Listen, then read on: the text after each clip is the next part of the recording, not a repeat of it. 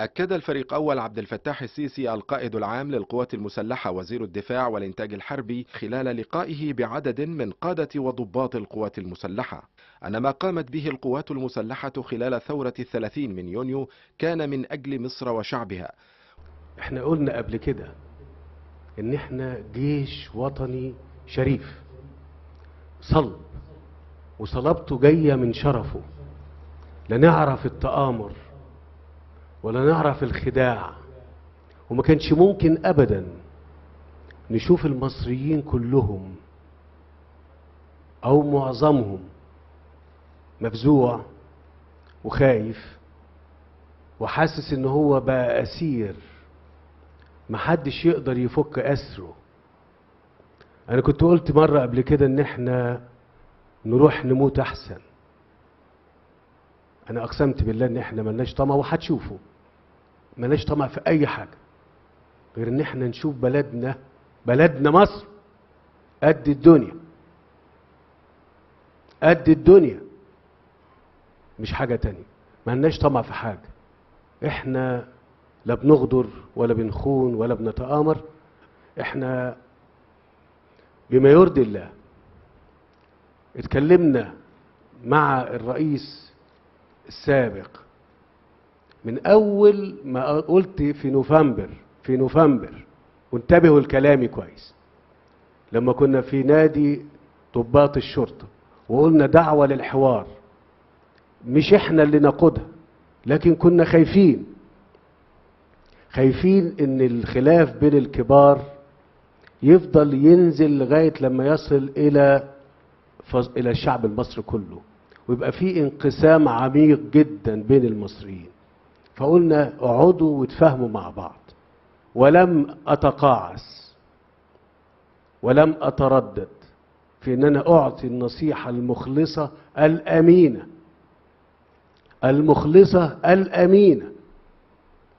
للرئيس خلال السنة دي بالكامل، او من اول ما توليت الوظيفة. مفيش حد ابدا فكرة الدولة عنده ان يتم حصار محكمة دستورية تعتبر يعني منصة دستورية قانونية عليا في الدولة. محدش يقوم يحاصر مدينة الانتاج الاعلامي، لا. ده في جيش وطني عظيم هنا. وافتكروا كلمتي لما قلت الجيش المصري جيش وطني، جيش وطني، جيش لمصر وللمصريين، مش لحد تاني.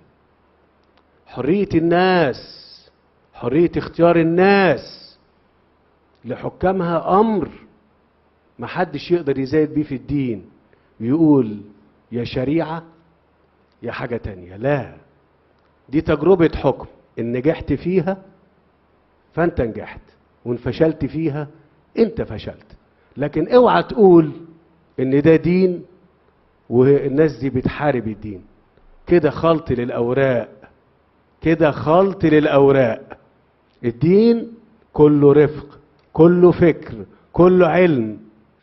وأكد الفريق أول السيسي أن القوات المسلحة وجهت الدعوة للرئيس السابق للحوار مع كافة القوى الوطنية خوفا من أن يمتد الخلاف إلى الشعب وحدوث انقسام عميق بين المصريين. تقف مصر كلها اليوم عند مفترق طرق، وأمامنا جميعا بتوفيق الله ورعايته أن نختار.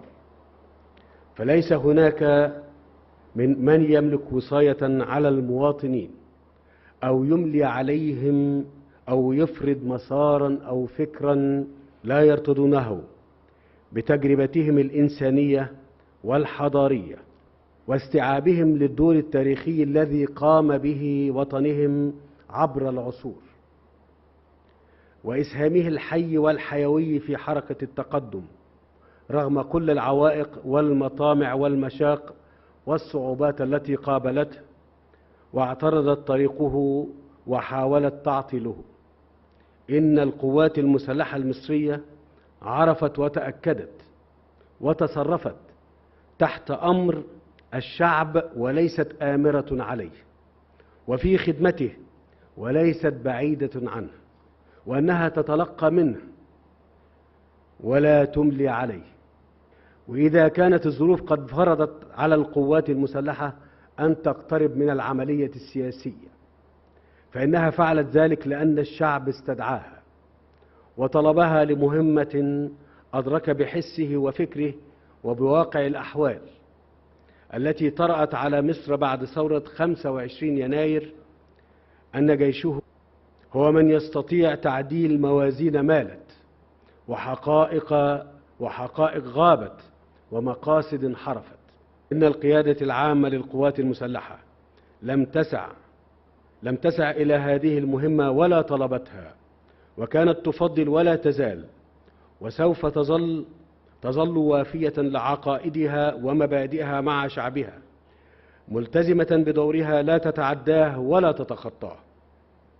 فمكان القوات المسلحة في العالم الحديث واضح جلي، وليس من حق أي طرف أن يدخل به إلى تعقيدات لا تتحملها طبائعه. وناقش الفريق أول السيسي عددا من القادة والضباط في الأحداث والمتغيرات التي تمر بها مصر، والتي تحتاج إلى أن يصطف الجميع دون إقصاء لأي فكر أو تيار. فكرة التظاهر السلمي والاعتصام احنا ملناش عليها تحفظ يا محمد. احنا كل اللي بنطلبه حاجة واحدة فقط، ان اللي يتظاهر تظاهر سلمي ولا يلجأ إلى العنف أو يؤذي الآخرين. ده اللي احنا بنطلبه من الناس. لكن احنا زي ما بنقول إرادة الشعب، مش عايزين نقول ان في إرادات أخرى لابد ان احنا نحترمها، ولازم نكون متعلمين ده. يعني لما تكون انت في جانب والآخر في جانب آخر، لا تنسى ان الجانب الآخر ده له حقوق انت لازم تخلي بالك منها، بغض النظر عن رضاك عن الممارسة دي او لا. اولا يا فندم انا عايز ابلغ سيادتك ان يعني بان سيادتك يوم 3 يوليو يعني فرح قلوب المصريين كلهم فرحه عارمه يعني لا يتخيلها حد ويصعب وصفها، يعني لدرجه كانوا هم محتاجين الفرحه دي من سنين وشهور طويله. يعني أنا مبدئيا يا فندم كل يوم أشعر بالفخر أنني ضابط في القوات المسلحة المصرية. كل يوم أشعر بالفخر أن سيادتكم القائد العام للقوات المسلحة. ربنا يبارك في سيادتك يا فندم، ونحن من وراءك إن شاء الله يا فندم، وقدام سيادتك كمان يا فندم. كتر خيرك، متشكر. القوات المسلحة قلبا وقالبا ورا سيادتك يا فندم، والآخر نقطة دم سيادتك هندافع عن البلد دي ضد أي معتدي وضد أي قاسم يفكر يمس بأمن البلد يا فندم. شاكرين يا فندم. شكرا يا محمد.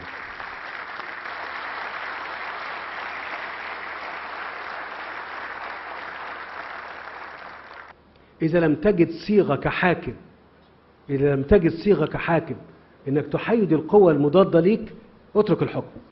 طبعا يا فندم. حتى لو كان ده صحيح. مظبوط يا فندم. لا استنى، حتى لو كان ده صحيح، انت دخلت في صراع مع القضاء، ودخلت في صراع مع الإعلام، ودخلت في صراع مع الشرطة المدنية، ودخلت في الصراع مع الرأي العام، وكمان دخلت في صراع مع القوات المسلحة. القوات المسلحة وانتم منهم يستحمل النار، يستحمل الحديد، لكن ما يتخدش من الكلمة، يجرح، يهان. والإهانة في العسكرية المصرية إساءة للكبرياء الوطني، ما بنستحملهاش. مصر أم الدنيا وهتبقى قد الدنيا.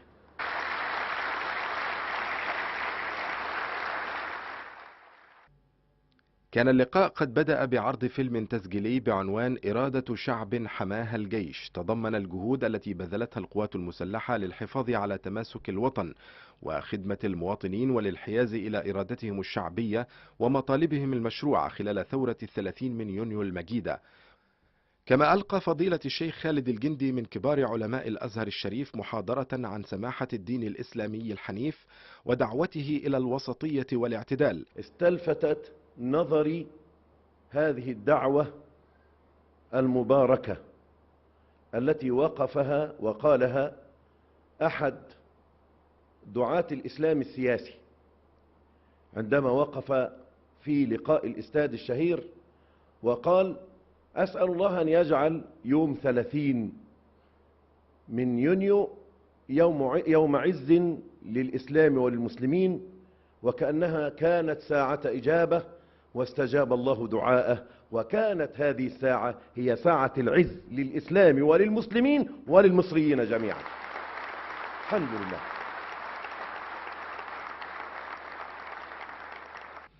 حضر اللقاء الفريق صدقي صبحي رئيس أركان حرب القوات المسلحة وقادة الأفرع الرئيسية وكبار قادة القوات المسلحة وعدد من قادة وضباط القوات المسلحة.